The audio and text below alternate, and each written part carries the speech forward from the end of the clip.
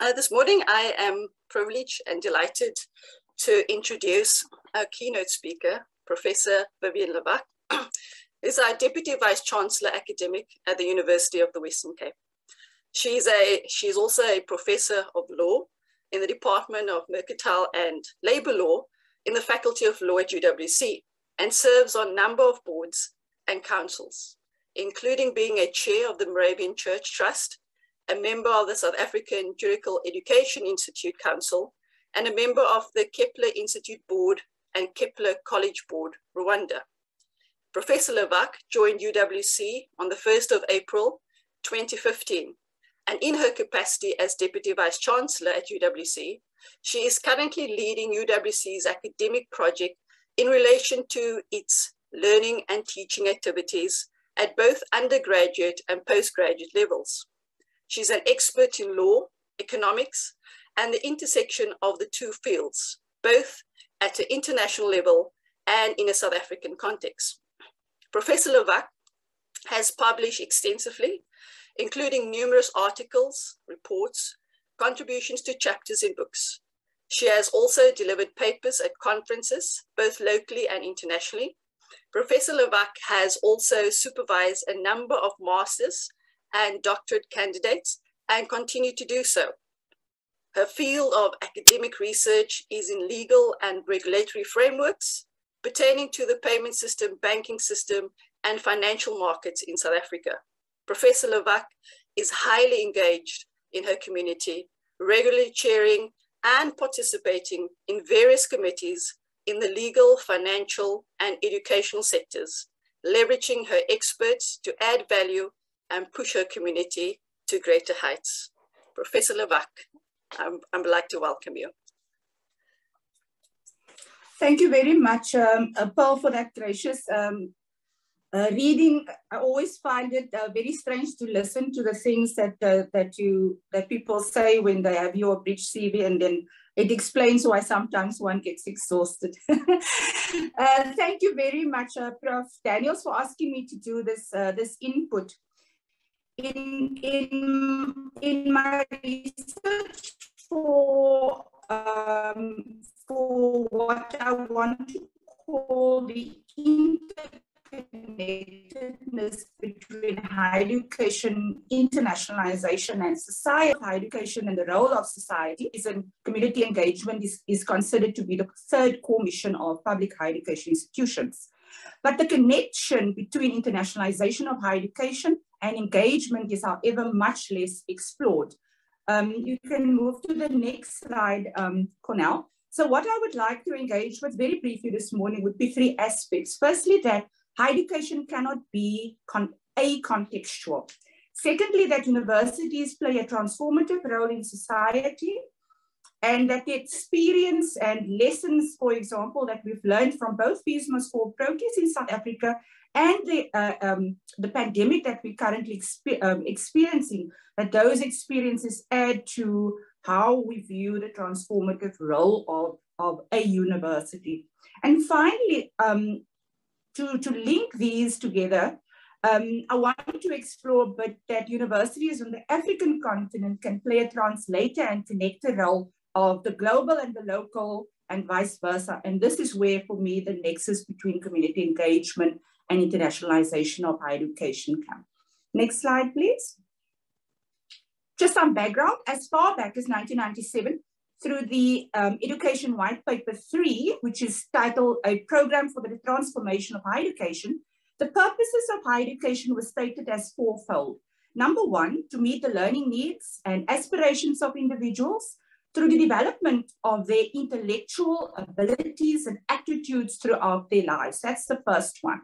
The second one is to address the development needs of society, and I almost want to highlight that, and provide the labor market in a knowledge-driven and knowledge-dependent society with the ever-changing high-level competencies and expertise that will be necessary for the growth and prosperity of a modern economy and our society.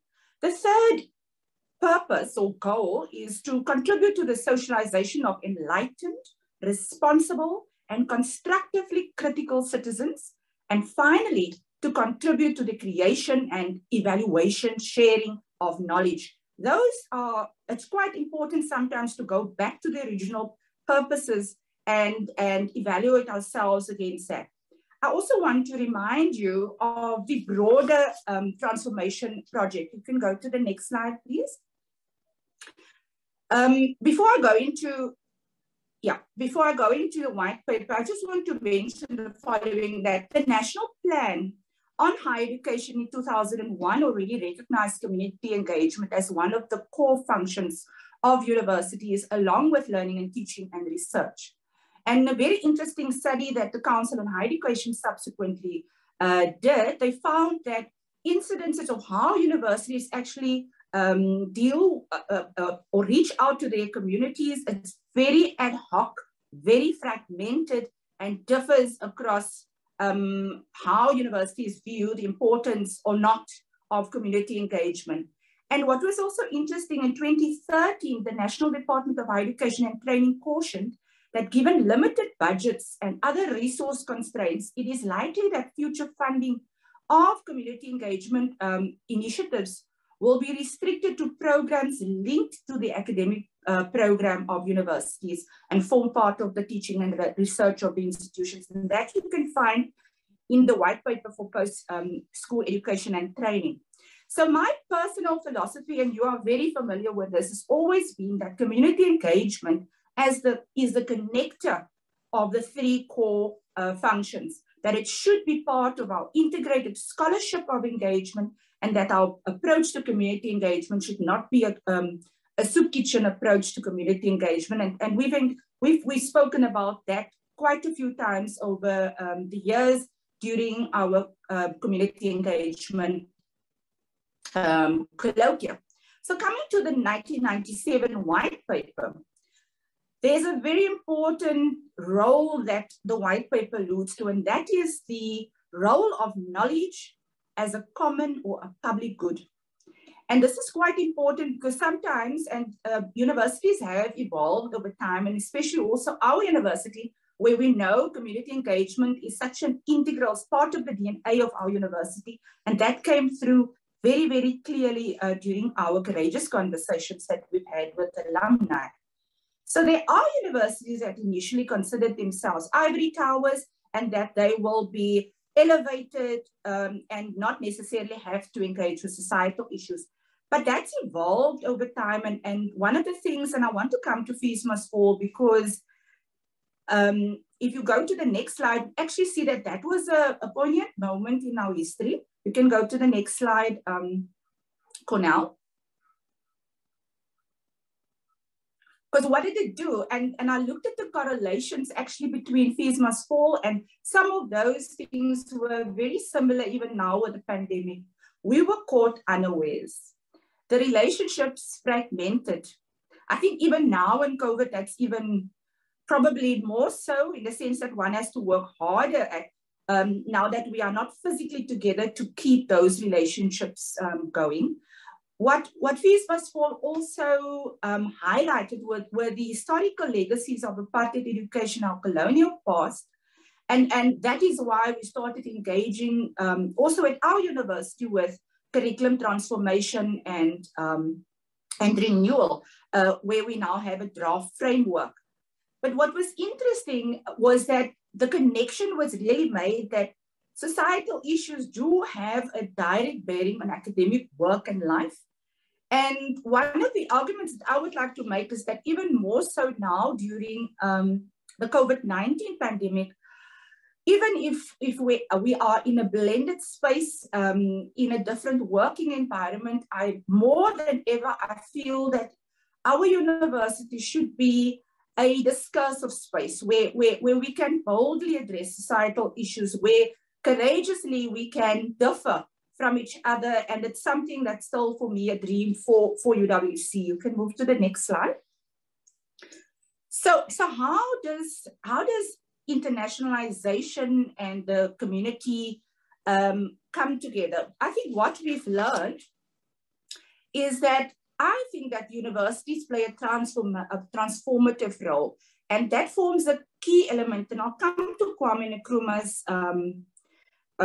quote in a minute or so, a key element of the broader process that we have of political, social, and economic transformation of our society.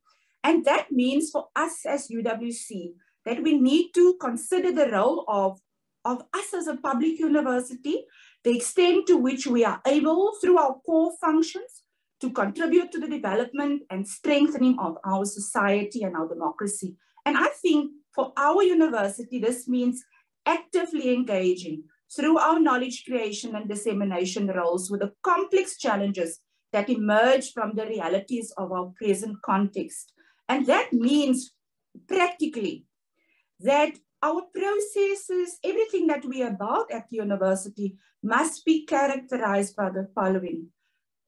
In this complex changing world that we're finding ourselves in, we must equip our students with the kinds of skills, knowledge, and experiences that will enable them to participate equitably and with confidence whilst being an agent of change in our societies. And that means that whether it's our learning and teaching, it needs to be quality learning and teaching processes that are contextually responsive, able to enhance the ability of our students, whatever their educational backgrounds, to learn to their full potential. And that is why student success is the focus of this academic week. I also think it must enable students to be both locally and globally engaged, which brings in opportunities for internationalization, including... explanation for that, actually. It was there's done.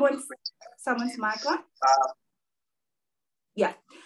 Including, if I can just backtrack on that one. So we need our students to be locally and globally engaged, not just have a South African perspective or even a perspective that does not take into account that we come from Africa. And this is where I want to come to Kwame's quote.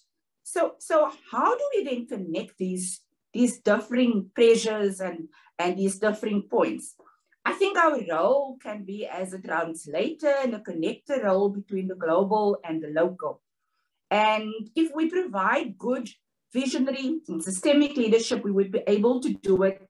We can actually translate and connect the modern to the traditional, the global to the local, and to translate the issues of Africa, our continent, to the global world, to find solutions that are homegrown. We talk about it, but we like flying over our continent in order to go to Europe, etc. That was before COVID. I don't know how that will pan out after this.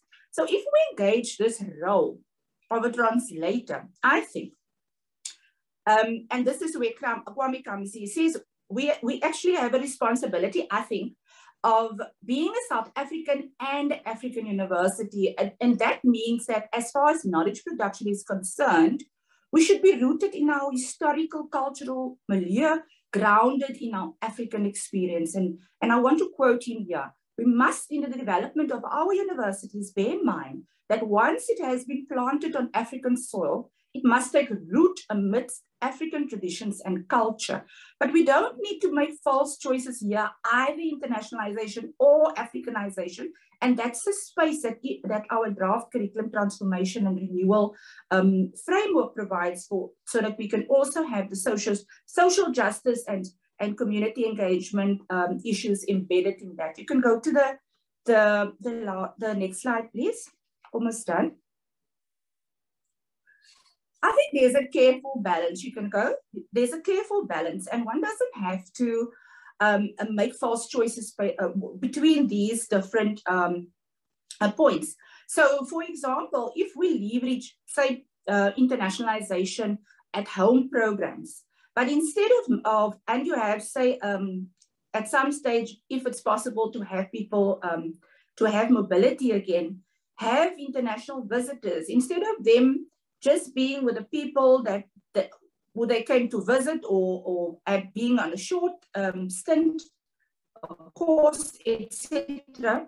Then we bring our students and the international contingent together. That's one way in which you can actually do that. And you can connect that to a community engagement project. We actually did that quite successfully at my former institution at NMU.